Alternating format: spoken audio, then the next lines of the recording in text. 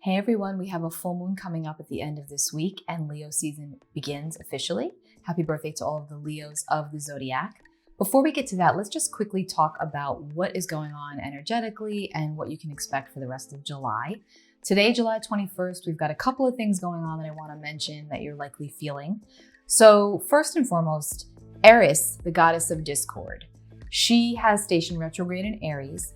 And for those of you that have worked with me, you know that I love my minor planetary bodies and asteroids when we're going over a person's birth chart because they just bring in an element of soul and a layer into the psyche that you can get just so much deeper on than just the inner planets and the outer planets. It's just really impactful. And so anyway, Eris is known as the goddess of discord and strife. And she is the sister to Mars, the god of war.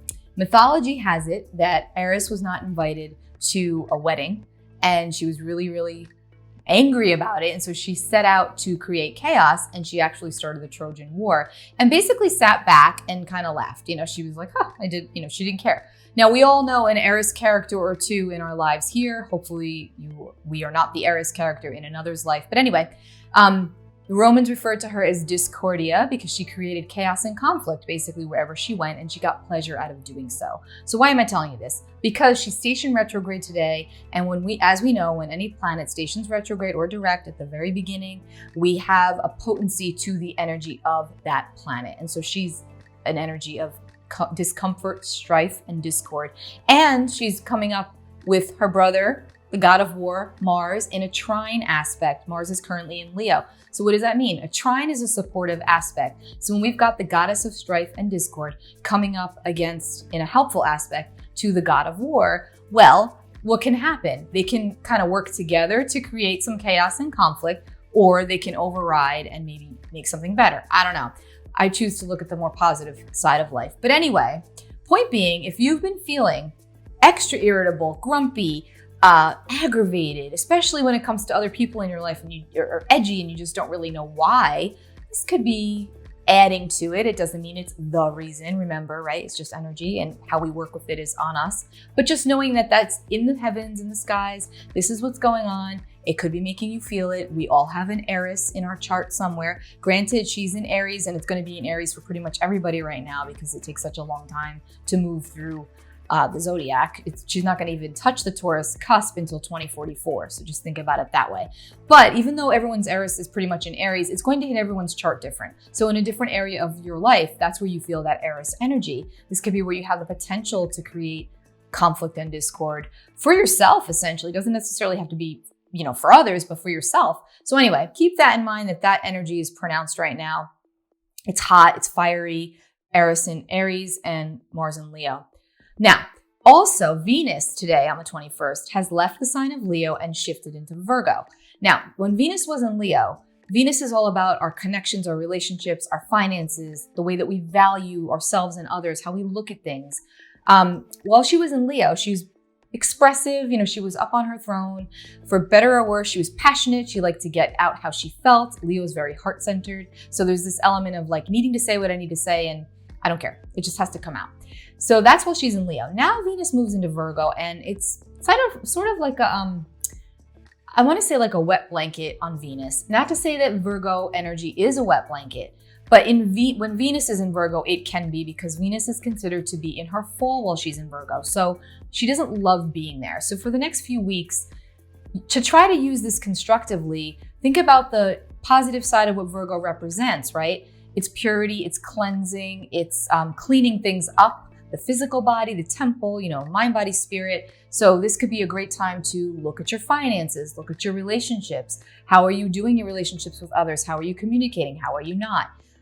If you use it constructively, it doesn't have to be a wet blanket. Remember, Virgo on the shadow side can be very critical. So it can tend to be critical of others, yes, but also of oneself. So you can find yourself kind of feeling melancholy when it comes into your relationships and how you connect with others, even though it's Leo season and that typically brings the energy up. While Venus is in Virgo, it just can sort of feel like a little bit of a womp womp energy. But if you keep it in the realm of constructivity, where you're, looking at it to break it down, roll up your sleeves and get some work done, because that's how Virgo is. Virgo is very service orientated, likes to do things, likes to be of use, likes to be healing and helpful. So when you use the energy that way, it could be very, very good. Now, tomorrow, July 22nd, the sun will enter Leo as of 10:36 a.m. Eastern time. The sun will shine its brightest for the next 30 days or so in its sign of rulership, where it loves to be. It's on its throne, it's helpful, it's bright, it's gregarious, it's big, it's fun-loving, it's heart-centered, and typically a time of year where people take vacation. I say typically because who knows what's going on right now, but it's a time of taking breaks, taking vacations from work, whatever it is. Anyway, the sun shines its brightest in Leo. So look at where your own sun falls, what sign it's in, what house it's in, and look to your own solar energy and how to shine it out more into the world, because everybody needs everybody else's light, especially right now. So keep that in mind. Now, on Friday, July 23rd, we are going to have a full moon in Aquarius. Now, this is going to be one of 2 full moons in Aquarius. Every calendar year, we have 13 full moons. 13 moons. So one sign will have 2 full moons. Now, that within and of itself is not a huge deal, but when the sign that it falls in is, because it points to a theme, it points to a specific energy, and it asks us to go inward and look to what's illuminated for us in that time frame of this moon cycle. So think about this. Sun in Leo at the very, very beginning. The moon comes in 1 degree of Aquarius, okay? Very, very beginning. And then on August 22nd, we're going to have the sun at the last degree of Leo, right? And then we're going to have another full moon in Aquarius, okay? Again. So look at what goes on from now, especially through that next full moon. Pay close attention to it. Journal if you have to. Keep a tab on all of your, what comes up for you emotionally. To clear, to cleanse, to heal, because that's going to tell a story. Because remember, full moons illuminate everything. They bring things up. The sun is in Leo. It's shining bright on areas of our lives. And because the sun in Leo is opposite this moon in Aquarius, it's an opposing energy, it highlights the oppositional areas of our own life here and of areas in our life. And for everyone else, for everybody, it's different. So that's why it's important to pay attention for you, what is coming up. Now, this full moon is actually sitting between Saturn and Pluto. And, Saturn rules Aquarius traditionally. The sun rules Leo. So if you think about Saturn is the furthest from the sun. He's out there, he's cold, he's kind of distant. He asks us to do our work. He's very structured. He's duteous. It's not negative. He gets a bad rap sometimes, but he asks us to get things done. So if you've been doing your soul work, let's just say, if you've been doing things to be constructive, it's going to feel like you may get a kudos, a pat on the back, something could come up for you. You might want to look to your own birth chart to see what Saturn is doing for this moon cycle, because that will tell you another story of the area of your life, of your chart, that could get the most from the Saturnian energy, the moon energy. Now, okay, I'm like, ooh, there's so much going on. All right, so what else with this moon? It is making an inconjunct or a quincunx aspect to Venus and Virgo, moon in Aquarius. Okay, so I'm laughing because Aquarian energy can have a reputation of being cold and detached emotionally, which is kind of funny because their symbol is the water bearer, but Aquarius is not a water sign. But Aquarian energy is amazing in the way that it can detach emotionally and look at a situation and look at things from a higher vantage point, from a higher perspective that doesn't have to be so emotional. It can be neutral, it can be objective. And we all need that at times. We can't always be swimming in a sea of, Pisces energy or Cancer. We need that air to be objective. And that's what Aquarius brings in. Now, remember, the moon is our inner world. It's our soul. So with the moon in Aquarius and the sun being in the heart-centered space of Leo, we need that objectivity to bring us down and look at things from a wider lens and perspective and not such an emotional standpoint. Aquarius rules the group. Aquarius rules humanitarian values and rights, but Aquarius is also ruled by Uranus as well as Saturn.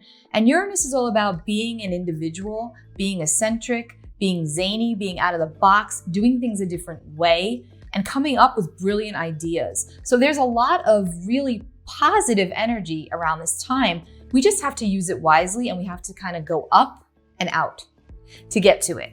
Now, another really cool aspect to this full moon that definitely brings in a nice healing element and quality is that we have another asteroid. I can never say this right. I've heard it pronounced as Chariklo in Greek, but also I've always known it to be Chariklo. She is the wife to Chiron, the wounded healer, the devoted wife to Chiron, the wounded healer, who learned how to enforce her boundaries through grace, not force. She was just very sweet and gentle and loving, and she was all about spirit medicine. And this Chariklo is actually conjunct this full moon in Aquarius. So it's this nice energy of spirit medicine. It's a nice energy of going inward and doing some, meditation, crystal healing, Reiki, any spiritual healing modality that you do for yourself is going to have that much more of an impact, a positive impact on you. So you may want to try to meditate for 10 minutes. You may want to use crystals to cleanse your energy and to feel the energy of them. Specifically right now, I can tell you the heart chakra and also the throat chakra are the two areas that are definitely being worked on, worked through, having the most energy running through them. So, for the heart, you can use stone of rose quartz or malachite. Those are two really good ones to meditate with if you want to. Also, kunzite is one of my favorites because it's all about self-love and self-worth and compassion, especially if you're in the middle of some sort of relationship issue or ending something and new beginnings, whatever it is. That's a very good stone to have. Now, when you get to the throat chakra, blue kyanite or blue lace agate are amazing stones to help you speak your truth, to help you speak up about your value and your worth, and to do so like Chariklo in a very controlled manner with using grace and dignity. It doesn't have to be forceful. You don't have to yell. You don't have to scream. This energy right now is definitely feeling a little volatile, and it vacillates. I every day it's like like the moon changes, right? We all go through phases. So just right now, as we get up towards Friday with the full moon, it's ramping up. We feel it. Remember, full moons highlight everything. They illuminate the emotions. They bring it all up to the surface. Positive side, it's Aquarius, this full moon. So it could be a little bit easier to go up and take a higher perspective about everything that's going on. Remember, Pluto is also very present around us at the moment in this energy. Pluto moves very slowly, but he's all about rebirth, regeneration, sweeping away the decay, the old, to bring us into the new. This is collective. This is also personal. So it's going to hit everybody differently personally, but we all see what's going on collectively. There's a lot of change, and a lot of it's long overdue. So it's not all, positive and wonderful, but it's most certainly not all negative. And there's definitely a middle ground. And with Aquarian energy, it's about coming together as a group for a greater cause, for a bigger purpose, to raise the collective consciousness. If you think about it this way, it's positive. There's a lot of positive here right now, amongst other things. I know there's a lot going on, but again, you choose how to work with energy. There's something to be said about going inward and doing your own healing right now. It kind of keeps you out of that space of going down the rabbit hole of outside, because it's really easy to do that. I know, but that's why I'm bringing this up, because it's a lot easier to go inward and try to just focus on the spiritual healing and keeping yourself in a good space. And then that helps you to be better equipped for dealing with anything else that goes on the outside. One thing is certain, change is afoot, right? We can't deny the fact that there's change. I just dropped my cards. Change everywhere, change all around us. So again, look to your chart, look to your own life, look to your own energy to see where, things are shifting for you, what you're working through, what you're working on. Take good care of your body, the physical body. Enjoy Leo season. Stay in a heart-centered space. Speak your truth where you need to with graceful force and dignity. Also boundaries. Chariklo is all about boundaries, enforcing her boundaries. It's hard to say no sometimes. It's hard to say what you don't like, but it's important to do so, because it's almost like, sounds silly, but it's almost like you go up a spiritual peg every time you do that. And I even know from my own life when I used to have a really difficult time with boundaries, and the more I would erect them, and when I thought it was rude, it's not actually rude, it's taking care of yourself. And as you do it, each time you do it, it actually feels really good.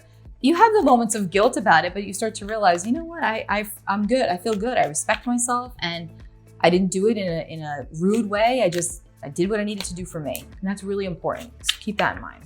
All right, let's see what we've got. I want to just pull a card for the full moon energy. Yeah, we got the Empress. That's a good one.